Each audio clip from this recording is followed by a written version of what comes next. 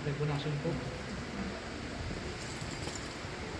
Ngayon nagdala natin sa mga aming Panginoon sa Kristo, ang muling pagsilang sa tulog ng Espiritu Santo at ang itamis ay nagpapakilala ng pagluto ng Espiritu Santo sa mga sinirang sa kanya.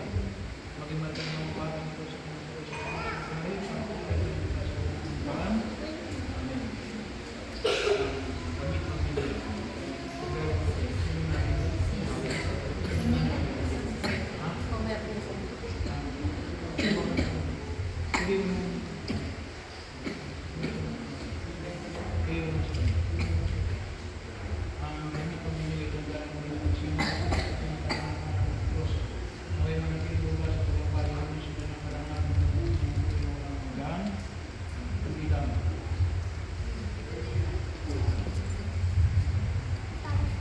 Ang ilaw na ito ay isang daang liwanag ng Kristo na tinanggap ng bagong bigyan.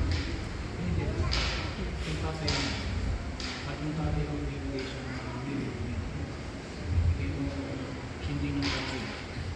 Ang ilaw na ito ay isang daang liwanag ng Kristo na tinanggap ng bagong binyag sa tulong ng mga magulang ninong at ninang na may mag-arap ito sa kanyang pusong diwa hanggang sa pagbabalik ni Kristo ang ating Panginoon. Amen. Yan ang liwanag ng Kristo na tinanggap ni Shakira at ang mahal ng binyagan ay lumanglaw sa kanya kaya paakilala sa Jesus sa kanya. Ituro ang ituro na Jesus sa buhay ang ituro na Jesus. Turo ang magdasal, turo ang umalang, turo na dapat yung mga namin sa kabulang sisimba pa sa inyo bahagi o lang sa natin na magsipas para so magsitayo po tayong lahat at ipanalangin natin si Shakira at ang lahat ng mga binyagan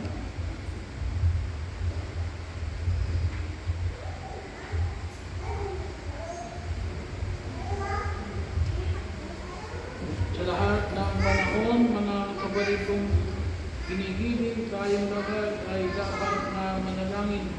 Subalit higit na kailangan ngayong 4 araw ng paghahanda natin para sa Pasko ng pagkabuhay. Upang ang Diyos Ama ay maparating